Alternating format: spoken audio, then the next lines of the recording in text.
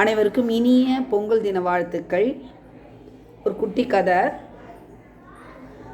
சுறா மீன் வச்சு ஒரு ஆராய்ச்சி. ஒரு மிகப்பெரிய மீன் தொட்டியில் சுறா மீன் விட்டுட்டாங்க. இடையில் ஒரு கண்ணாடி வச்சுட்டாங்க. கண்ணாடிக்கு அந்த பக்கம் ஒரு பெரிய மீனை வச்சுருக்காங்க, கொழு கொழுன்ற மீனை.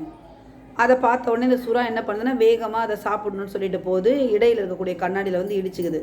பல முறை முயற்சி செய்து இடிச்சு என்ன பண்ணுச்சுன்னு பார்த்தீங்கன்னா, இனிமேல் அந்த பக்கமே போகக்கூடாதுன்ட்டு விலகி அது பாட்டு நீந்த ஆரம்பிச்சிருச்சு.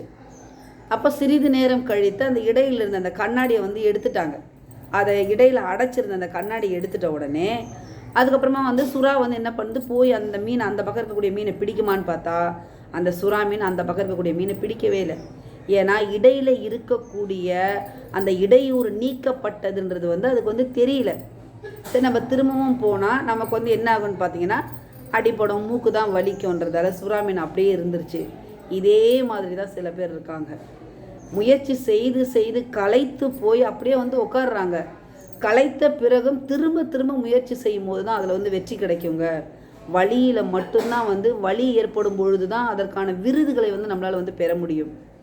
ஆக உங்களுடைய வலிமை எப்போ அதிகரிக்குதுன்னு பார்த்தீங்கன்னா, எப்போ நம்ம முயற்சி செஞ்சு தோற்று போகிறோமோ அப்போ தான் நம்மளுடைய வலிமை அதிகரிக்கும். ஆக அதனால் முயற்சி செய்வோம். இடையூறுகள் ஏற்பட்டாலும் தொடர்ந்து முயற்சி செய்வோம். நன்றி.